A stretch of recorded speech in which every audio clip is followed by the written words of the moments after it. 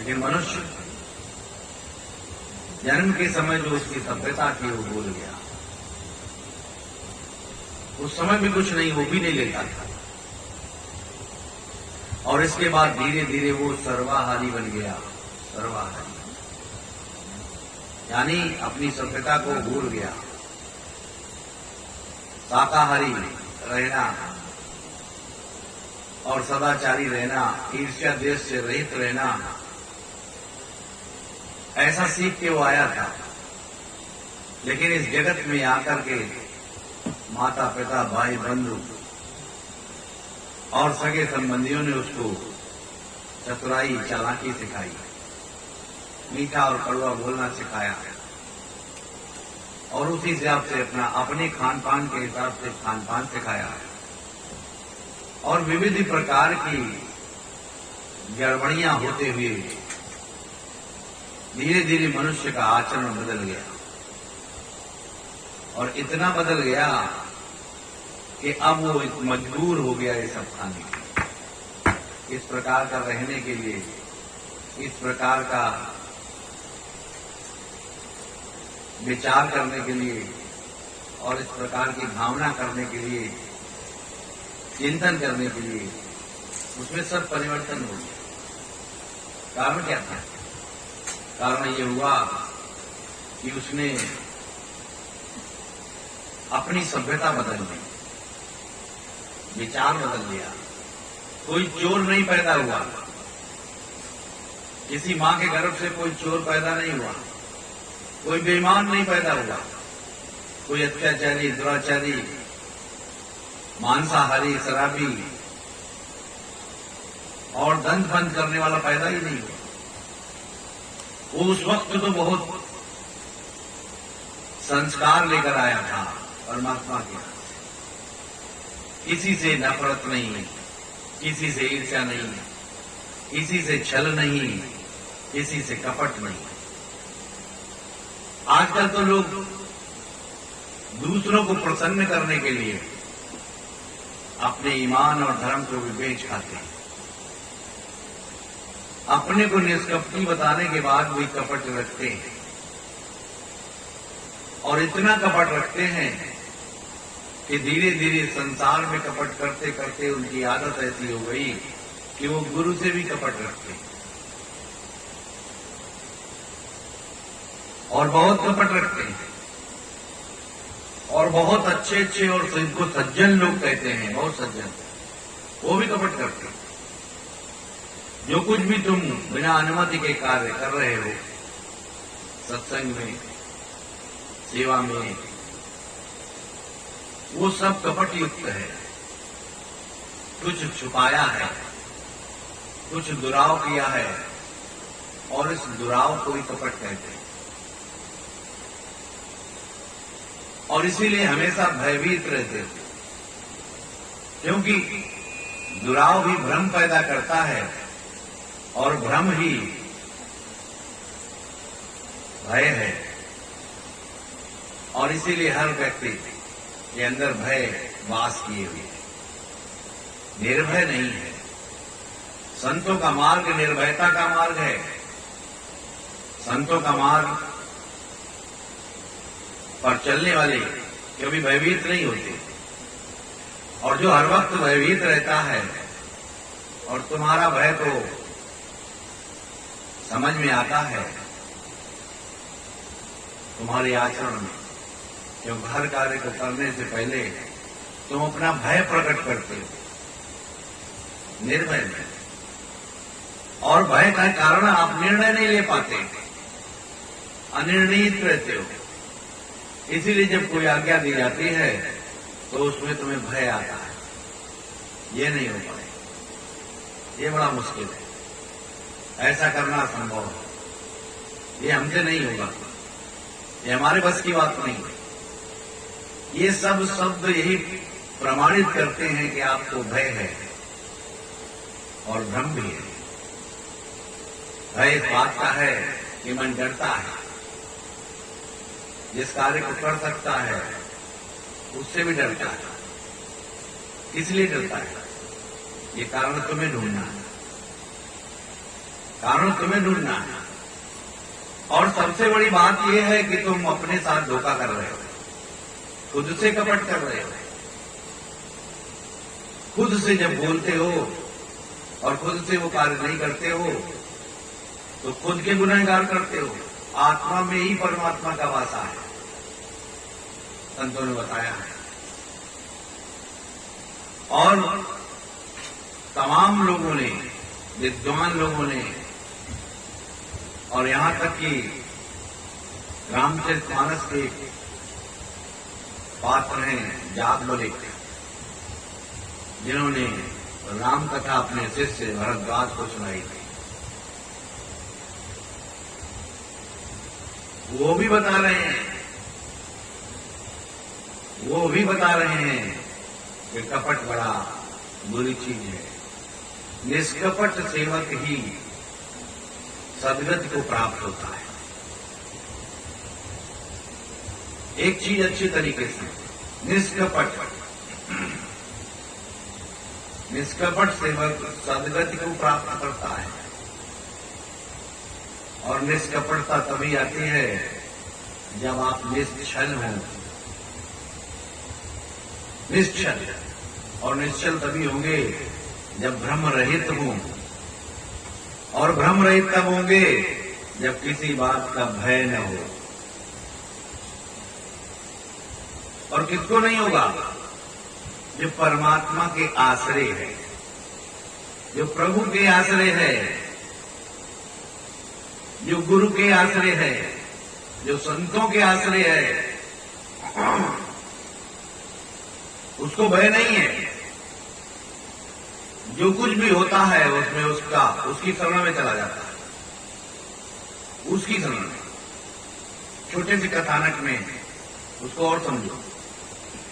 एक महात्मा जी रहा करते थे गांव के बाहर कुटिया बनाकर, और वहां कुछ ग्रामीण लोग आया जाया करते और वहां बैठते थे, कुछ बातचीत सुनते थे, सत्संग की चर्चा सुनते थे। एक दिन बड़े तेजी से तूफान आया, बारिश हुई, और चर्चा चल ही रही थी। तो जब तेजी देखी तूफान की तो सब अपने अपने घरों को भाग गए। और उनमें से एक दो लोगों ने कहा, बाबा जी ऐसा करो, तूफान बहुत तेज है और तुम्हारी झोपड़ी ओपड़ी उड़ सकती है, ऐसा करो हमारे घर चलो, तुम भी भाग चलो मेरे साथ। लेकिन वो कहे खाली और भाग पड़े। मतलब इतना भयभीत थे कि ज्यादा देर अगर इनसे कहेंगे तो हमारा भी नुकसान हो। कहे और भाग पड़े। कैसे? जैसे बहुत सारे सत्संगी भाई बहन हैं जो कार्य तो करते हैं, अनुमति भी लेते हैं, लेकिन कब? जब शोरूम में पहुंच गए मोटरसाइकिल का खाली, बोले हेलो, हाँ एक गाड़ी लेना चाहते थे। बोले तो ले लेना 2-3 दिन में। बोले वो तो कसवा ली। इसको अनुमति नहीं कहते हैं, ये अपनी अनुमति में जबरदस्ती की सहमति लेते हैं, अपनी अनुमति देते हैं गुरु को और जबरन सहमति लेते हैं। अब जरा विचार करो कि ये किस श्रेणी में आता है? ये आज्ञा पालन में आता है या आज्ञा पालन करवाने में आता है? अगर वो ना कर दे तो तुम क्या कर सकते हो? वो तो फंस गई है, हम बैठने जा रहे हैं, बस चाबियां लगाने जा रहे हैं, क्या करेंगे? इतनी हिम्मत कहां है? और इतनी हिम्मत होती तो पहले से ही पूछ लेते। हालांकि सब नहीं ऐसे हैं, लेकिन ये उदाहरण बता रहे हैं कि ये अनुमति नहीं कहलाती, ये अनुमति नहीं कहलाती। ऐसे ही तमाम क्रियाकलाप संसार में प्राणी करता है और किसी भी प्रकार से उसमें अपने प्रभु को सम्मिलित नहीं करता। इस बच्चे को सीधा बैठा, रो पीछे पीछे जाओ बेटा, रो रो रो, लेट जाता है बार बार, पीछे ले जाओ। सहमति, अनुमति। और जब किसी कार्य में आप प्रभु को सम्मिलित नहीं करते हैं तो वो कार्य आपका मनमुखी होता है। वो चाहे जितना अच्छा हो, चाहे जितना धर्म हो, चाहे जितना बड़ा दान हो, चाहे यज्ञ हो, चाहे जाप हो, चाहे कुछ भी हो, वो एक तो वैसे भी अधूरा रहता है। गुरबिन माला फेरते, गुरबिन देते दान, गुरबिन सब निष्फल भया जा बोझो वेद पुराण। वेदों और पुराणों में स्पष्ट बताया गया है, काल मत, संत मत, देव मत, राक्षस मत, जितने मत, गंधर्व मत, किन्नर मत, नाग मत, नर मत, सभी मतों में ये बताया गया है, सभी मतों कि जो भी हम कार्य करते हैं उसमें परमात्मा का योग होना चाहिए। और परमात्मा का योग कैसे होता है ये बताया गया है, जो लोग सत्संग में जुड़े हैं। और जो नहीं जुड़े हैं वो भी जान सकते हैं। रामचरितमानस की पहली चौपाई से पहले लिखा, बंद हूं गुरुपद कंज कृपा सिंधु नर रूप है। किस हरि को सम्मिलित करोगे? किस रूप में वो यहां विद्यमान है? किस रूप में उसके चरण हैं?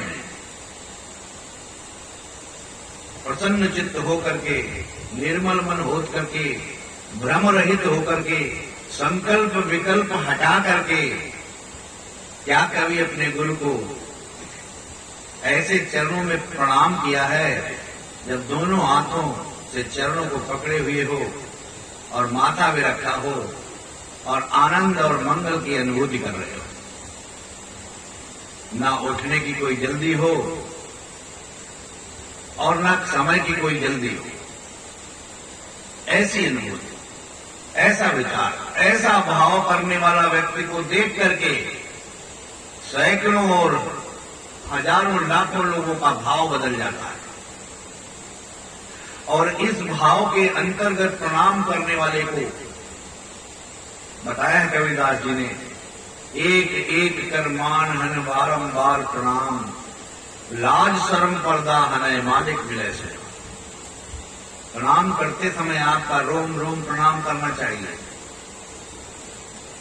आपका अंग प्रत्यंग प्रणाम कर रहा होना चाहिए, आपका मन भी चरणों में स्थित होना चाहिए।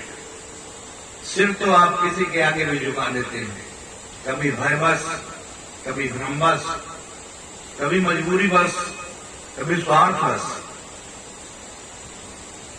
लेकिन जहां मन नहीं झुका है वहां सिर का झुकाना अधूरा है। मन तुम्हारा जब झुकेगा तो एक प्रणाम भी बहुत होती है, एक प्रणाम, एक प्रणाम में मालिक मिल जाता है। लेकिन उस प्रणाम को करने के लिए आपका पूरा जीवन लग सकता है। और वो अभ्यास नित्य प्रति तुम्हारा पीछे से ही होना चाहिए, पीछे से। और जब उस प्रकार का अभ्यास होगा, निरंतर होगा, तो कबीरदास जी ने बताया है कि जब कोई प्राणी अपने गुरु से मिलता है, कह कबीर कछ भेंट धर ही अपने अनुमान। भेंट में कोई चीज क्यों रखता है? क्योंकि अपने को समर्पित करता है, अपने को। और उसमें सबसे श्रेष्ठ चीज है नारियल, जटावाला। और फिर उसके बाद दूसरा नंबर आता है नारियल के अंदर जो होता है, क्या होता है? गिर का गोला, गोला निकलता है नारियल के अंदर, वो। और फिर उसके बाद आता है पुष्प, पुष्प बाद में आता है। और अपना एक समर्पण है, क्योंकि नारियल में रोए हैं, तुम्हारे शरीर पे भी रोए हैं। नारियल में शक्ति है और तुम्हारे हड्डियों में भी शक्ति है। उसके अंदर एक गरी का गोला है जिसमें ऊपर से वो लाल है और अंदर से वो सफेद है। ऐसे ही तुम्हारा शरीर भी ऊपर से कुछ और है और अंदर से आत्मा कुछ और दिव्य रूप की है। और अगर देखो उसमें तो उसके ऊपर एक बीज सा निकलता है, अंकुर उसका। कभी गरी का गोला फोड़ कर देखो, एक छोटा सा इतना सा अंकुर निकलता है और वो बिल्कुल श्वेत होता है। और कैसा होता है? ज्योति की आत्मा, वो आत्मा का स्वरूप। ठीक उसका समर्पण अपने को समर्पित करना है और अपने को समर्पित करने में कोई भ्रम और भय नहीं होना चाहिए। तन-मन ताको दीजिए जाके विषय न आए। इसलिए तुम्हें अपने भी अंतर में सारे विषय और विकार हटाकर, पल भर के लिए ये हटाया, लेकिन हटा करके कभी प्रेम से प्रणाम किया। और ऐसा प्रणाम की अनुभूति तभी हो सकती है जब तुम स्वयं करोगे, दूसरे की नहीं।